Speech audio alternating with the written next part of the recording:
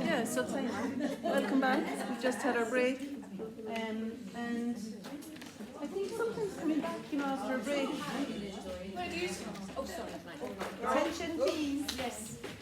Sometimes coming back after a break, it's I find it a really lovely thing to try and to do something big often early on. I think is helpful. Almost to feel like you're taking ownership of the work again and making a statement that's going to be that's going to bring it on a little bit. I don't know, I just felt when I came back there I wanted to do something in the something of the blue maybe. So that's one of the big areas that hasn't yet been tackled, and it'll inform what happens here. I think what happens, if I put in something here, it'll maybe give me an idea of what I want to do next in the face and the hair. So there's this. Well, that's not at all like it, is it? I think maybe it's ultramarine blue, really. Just with a lot of water in it. It's a real baby blue, isn't it? Yeah, I love it. Yeah, it's nice. We didn't have an awful lot of choice today, so I'm glad that we did choose that, Lily. As in time-wise, it was kind of bed to car, to be honest. It's not bad, is it? I mean, it's maybe got a slight bit of that other blue in it. This other blue, I think it's called vetiver. So, I think when it dries and the white of the paper behind it will, I think it's fine. I quite like that colour. Okay. So there's a cast shadow of the head on the neckline of the jumper there, and that's where I'm starting. Because that feels like it'll be the darkest bit. And because the hair is no longer doing that, I'm going to just lift it off a little bit. It also seems to, I want to do that because it feels like it's working for the, I'm just going to turn it upside. Oh. I wanted to do that because I just wanted to do that. I don't know, it seemed like it was a good idea.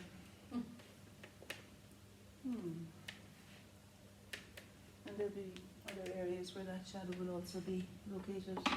But actually the thing about that was that the hair there felt to me like, again, it was coming forward, and I wanted to do all I can to allow that part of the body and head to undulate away from me, because that's what it's doing in real life. It's moving away from me.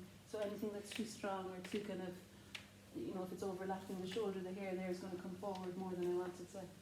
And anyway, it's not doing that anymore. So, so turning it upside down. And it also means that she'll be anchored to all sides. Do you paint in here usually?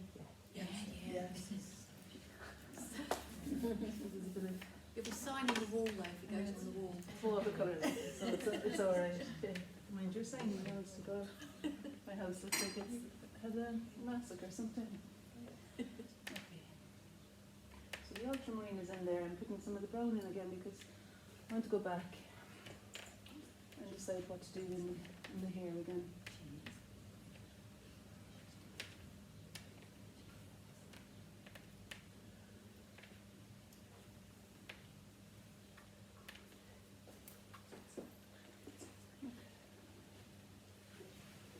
I was saying to Mandy, these brushes you can get from Rosemary & Co. There's a set of 3 flat brushes, and you can buy them for £30, I think it is. Now I've had this one for maybe 15 years, and it's never, the edge is still really, I can still print an edge really cleanly. So I don't need to have a small brush carefully drawing a line, which would make me feel like. Where do you get your brushes? These are Rosemary & Co. They've actually made them the All You Divine set. So when you get them, you get a picture with my painting on it. Actually, I've seen that one. Yeah, I like promoted it somewhere, I'd say. But they wanted to come up and do a film like this. I must say to them, because we could do it here, couldn't we? If they wanted to do a promotional film or something. We were talking about that last year, but I was in Ireland at the time, so we didn't coordinate it.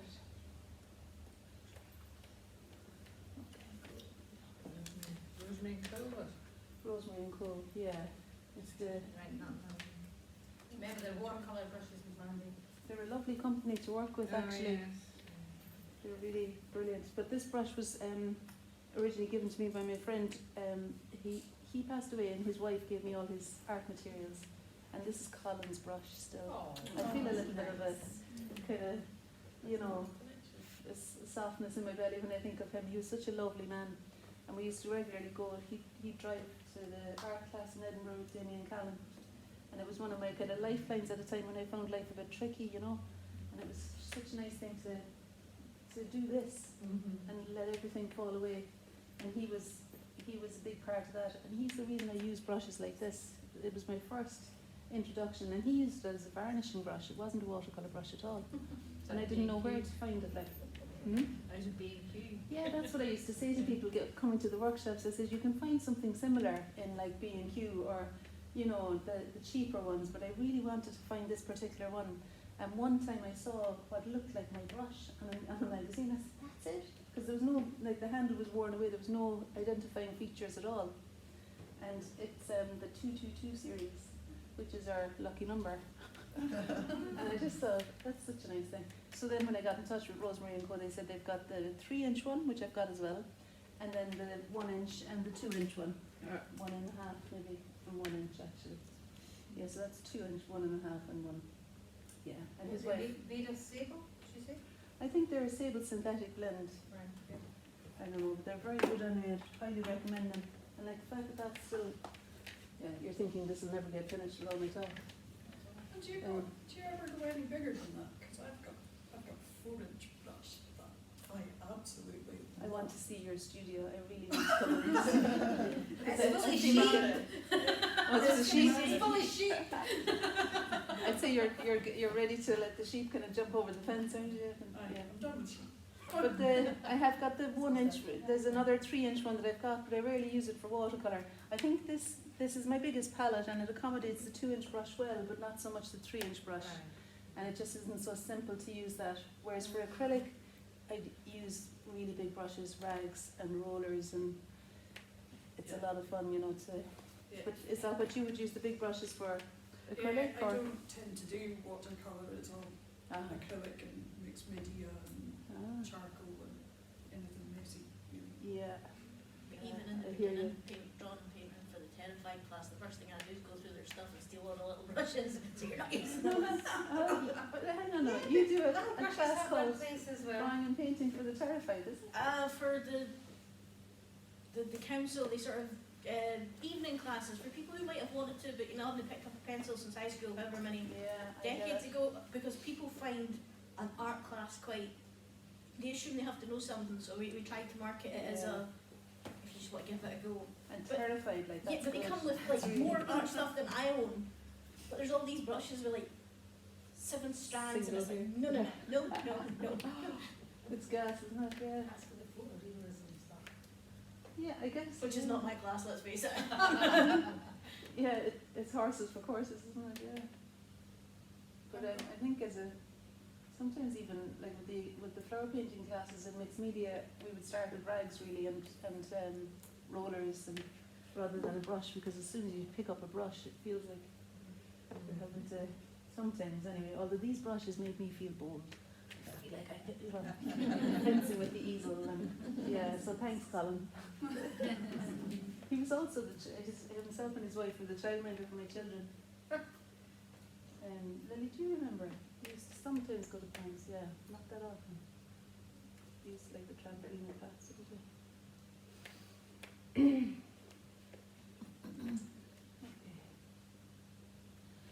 So I'm noticing now that there's some dark areas that I can kind of locate to help me to move the painting on a little bit. And where the hair falls on the shoulder here feels like it's a slight kind of triangular shape. It's helpful to notice any geometry in the shadows and the shapes that you're looking at.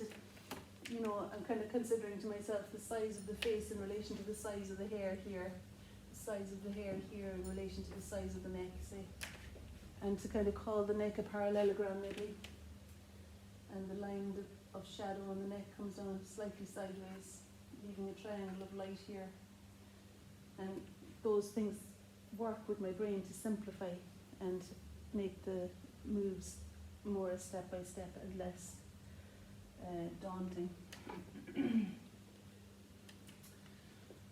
Okay. And I said I was kind of looking at the volume of the skin in relation to the volume of the hair, but I wasn't really, was I? Because it looks to me like the hair could be reduced a touch.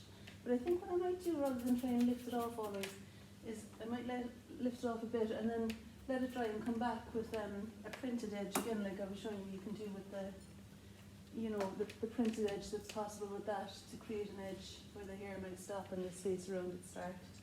So there's always options, even with watercolour. In mixed media, there's really clearly always options, isn't there? You can let the under there dry and move on to the next thing. With watercolour, I think that's why I love this paper, because you can lift off, it's robust and strong, and you can play with it. And they actually sell it at Penny Cook Press, this paper. It's someone asked me earlier and I never answered yet. It's Bockingford 535 GSM, so it doesn't need to be stretched. And it's the knot surface, which means that it's not very rough and it's not really smooth like the botanical Where do you get your paper? I usually order it from the SAA. Yeah, but I just saw in the Penny Cook Arts Association newsletter that the Penny Cook Press has it in stock. And they're good, you know, value and everything, so, and of course it's nice to shop local, isn't it?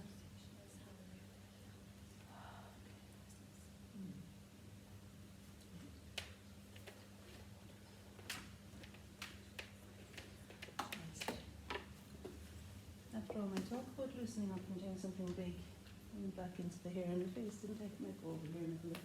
It's quite good too to have a good decent runway behind you, that you can really see things from a distance every so often.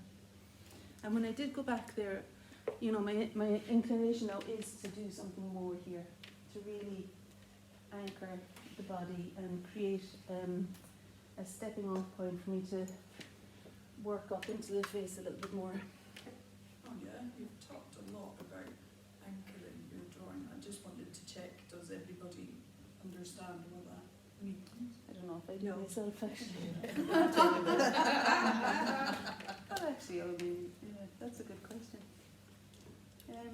Does anyone want to say what the Yeah, what do you so think? basically all it means is tying your drawing down to the paper. So rather having it floating in a space, you've got your painting going Yeah. to the edge, and it doesn't necessarily mean that you need the whole painting going to the edge, but just bits of it, and it will stop it floating about and looking a bit odd. Yeah, so she's not like an island in the middle of the page. And I love that, you know, it can be anchored to all sides, like tethered to the edge of the painting, and maybe even the feeling of extending beyond the page. So there's something I think about breaking the edge.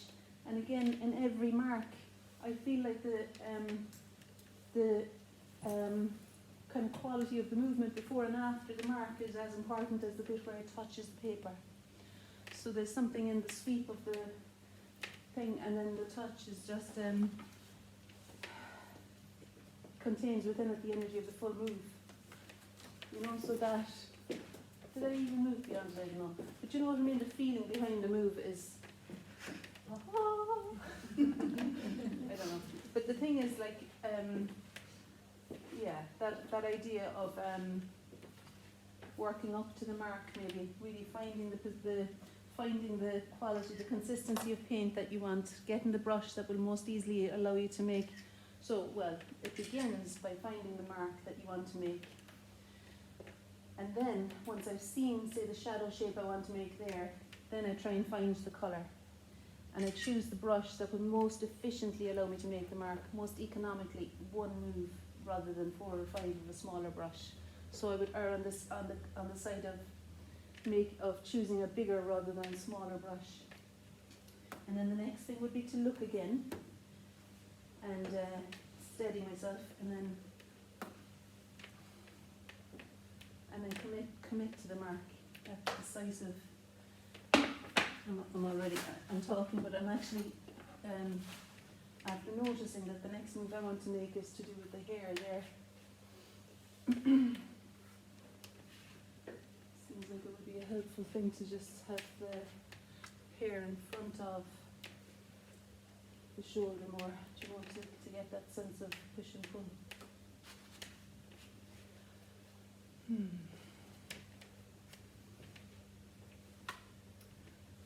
Okay. And of course, you know, if you were doing this now on an evening, just setting it up like we've set it up, and you've even got the plinth, like that's amazing, you've got a plinth now. But yeah, there's no flies. Oh, Maria's husband made it. There's no flies in it. But like you could have someone sitting there in the evening, and you might put something in the background. You might put a nice, you know, burgundy cloth behind the model, which would offer another contrast again. I mean, I'm glad today that we don't have that to contend with really, but there are options, you know. I'm going to pull up the shadow here. Now it's a bit darker there, where the face stops and the shadow. Oh yes, let's do it. Do you want to come right over, Sharon? Do you want to be in it? No, just I'd say, yeah, we can take one of me after maybe. But it's good to have a record of the painting unfolding. Oh, thanks. Phones are great, aren't they? You can just quickly kind of do pictures. How are you getting on there? Are you needing to stand up and do a bit of a wriggle or anything? I remember that from your thing in Penny. Stop. So embarrassing. Was anyone else at that awful talk? Thanks for the God you weren't. Seriously, I feel like that. I did a talk about engaging the flow, and I had everyone stand up and shake it off. Oh, and it was a PowerPoint. Like someone should have told me about them. You don't do PowerPoint. And the whole screen, like the wall, was taken up with the PowerPoint. I didn't know, like it was really bad. And it really wasn't bad. working very well, was it? No, it wasn't. It wasn't like it was. To be fair, you did very well. No, thank you, God, my friend. You can pay me at the door to go out. Yeah. Honestly, I feel that because that's one of those things that makes my belly just turn. I just looking back, I thought, do you know those kind of things that you think, why did I do that? But yeah, I suppose you have to do stuff to know whether you're going to like it or not, or if it feels I right. found it really informative, actually. Well, thank you. Thank you. Really nice that I didn't think it was that way. Okay. All right. So that was what I was saying. I was hoping to do with the edge. Do you remember I was talking about re-establishing the edge once it had dried? You know, I lost it again, and then finding it by just printing the brush, or I pulled it up a bit, I think. Okay. And now you can see that this light is great because there's a slight shadow here, and it's brighter on that side. Clearly there's a light and dark, and that's great. It's good when it's an electric light because you can't really rely on the natural light staying the same. So I know that the light side is always going to be here, and the dark side is always going to be there. So I feel I can boldly go where no man has gone before to put in the shadows in the left side of the face there. So I just put a touch of Jackson's orange into the brownish colour that was on the brush already. It was probably the colour I used there. I thought to ask, how many of you paint in watercolour? Am I okay for time? I'm okay for time. You paint in watercolour, of course, yeah. Are you the only one? And you paint in watercolour, and Pauline, you? Anyone? No? All the rest of you? Are we good as well? Not like you then. Yeah, you need to get your 2-inch brush. Get your brushes. Get your weapon. Okay. And then the other eyebrow. So when I'm painting the features on I find it helpful to, there's a few areas in the face that I find really useful to anchor down or to establish and clarify. And one of the first things is the position of the eyebrow, which really anything that shows where the light on the forehead stops and the eye socket begins. And I think really you can trust that the eyebrow generally is a good place for where the light stops on the forehead and begins in the eyebrow. And then there's a little triangle of shadow that generally sits about there. Yeah, and then we just do that. It's a little bit fiddly there, so I'm just going to make it one shape. I'm going to make it one shape and then it makes 40 different ones. Okay. So there's the possibility. I love to use kitchen paper because toilet paper just comes off, it rubs off. Kitchen paper is the thing. And if something is just not plain ball, you can easily lift it off by printing it while it's still wet. Yeah, and just dissipate, because that drop was reading as though it was something important and I didn't want it to be. That's Lily's Just 20 had a minutes. break. Lily, are you okay to sit for another 10 minutes? Because I feel I've been doing a lot of talking and not really, I mean, you have been sitting. Do you want to have a little break? How about like 30 seconds to do your shaking it off? What do you think? What's the time? You're We're okay for time. we're stopping at We're 4. closing up the place tonight so you can be here sometime. 12 o'clock. See the panic on her face. And it's quarter So past. you We were don't kind of make it fine. officially to finish at 4, I think, isn't that right? Officially, yeah. Yeah, Officially, yeah. so if we go for another 5 minutes then, and then have a little break, and then we'll have our final 30-minute stint. Okay? During which time you can say, Mum, I need to stop for a minute. Obviously. Is that okay? Okay. It's actually a really, it's not an easy thing. You might have found that if you try and get somebody to sit for you, it's not a given that they'll stay in the same position. And she stays in the same position. Brilliant. I don't really know how she does it because I've never really told you how to do it or anything. Like, I see models, professional models, closing one eye and lining their nose up with the window or something. She doesn't do that, but stays in the same position. I don't know how she does it. So well done, Lily. Okay. Do you know how you do it? Just in train. Primary interruption. What did you say? Pardon? Kids are good nowadays at staying in the same position. She's got her phone, she has her phone in her hand. Oh, That's that's it. Yeah, but she's not got her phone. Yeah, that's right. It's a different kind of. That's true. I thought you were saying how great kids were to stay in the same position nowadays, but I see what you mean. That's what I'm saying.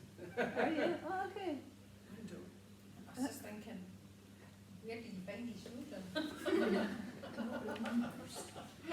Is this your daughter beside you?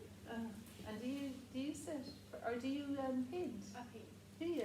Brilliant. Are you a member of the art centre here? This first time being here. Oh, really? Yeah. Okay, so you're going to get nabbed as you leave. I think I'll come back and it sounds like a lovely, I feel like it's a really lovely space to work in. And there's something brilliant about working together with other people, isn't there? Just kind of casually chatting as you're making artwork, even if it is with a tiny brush, It doesn't really matter as It long as doesn't matter. you get what you're wanting out of it, isn't it? Absolutely. Yeah, and I do feel like there is a lot to be said for this kind of meditative approach too, where you sit down quietly for an hour and just do one thing after another. Something quite nice in that. Very different approach to this, but a similar soothing quality to the movement, isn't it? Still. Yeah.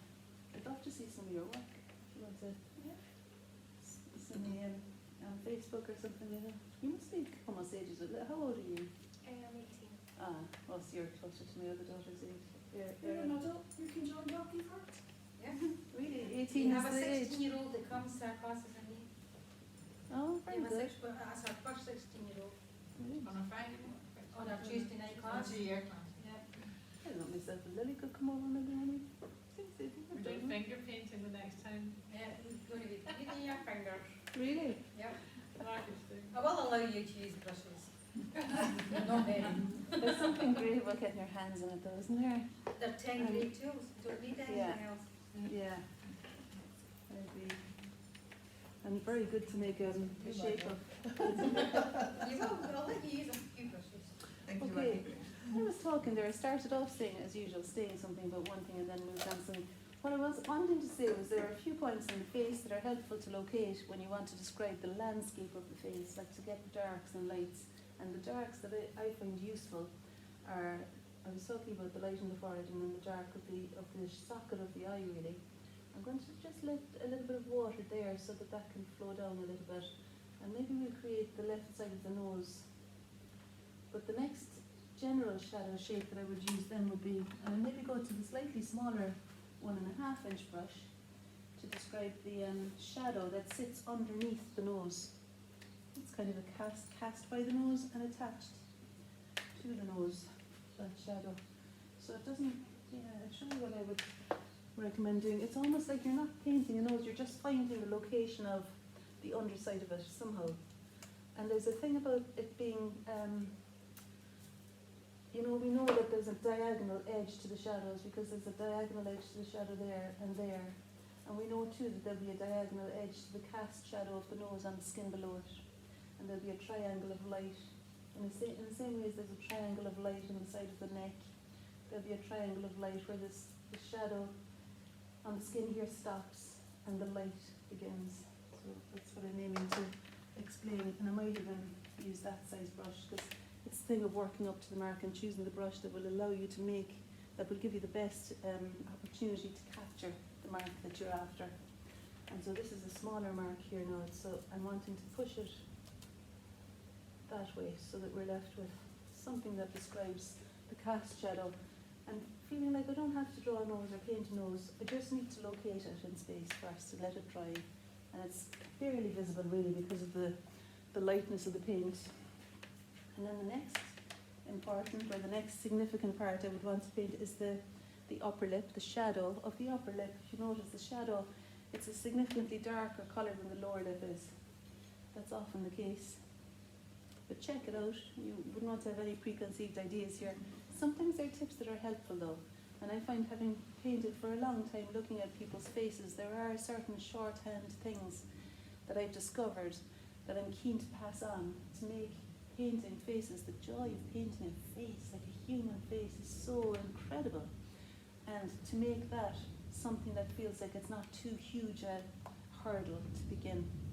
And so these shadow shapes are the things that I'd recommend you place. So putting a touch of cadmium red into that colour will make, it'll give the lip a warmer colour than skin above it, and so it'll begin to set it apart from the shadows on the skin.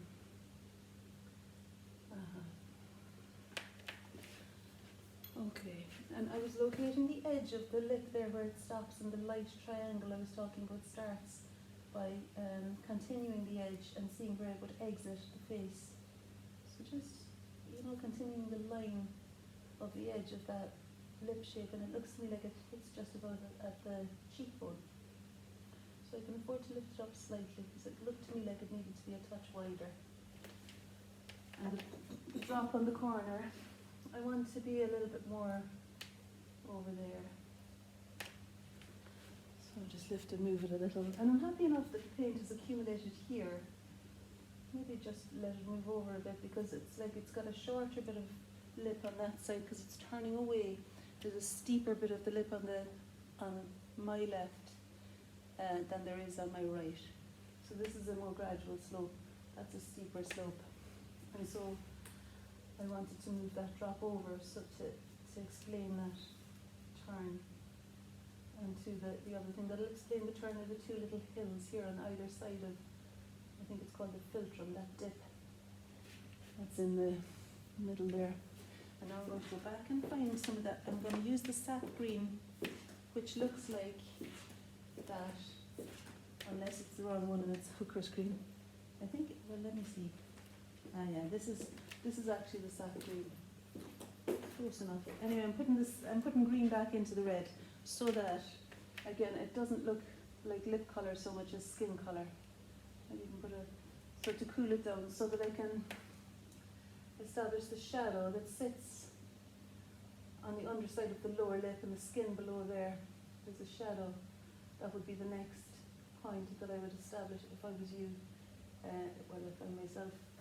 It's the next point that I would recommend finding.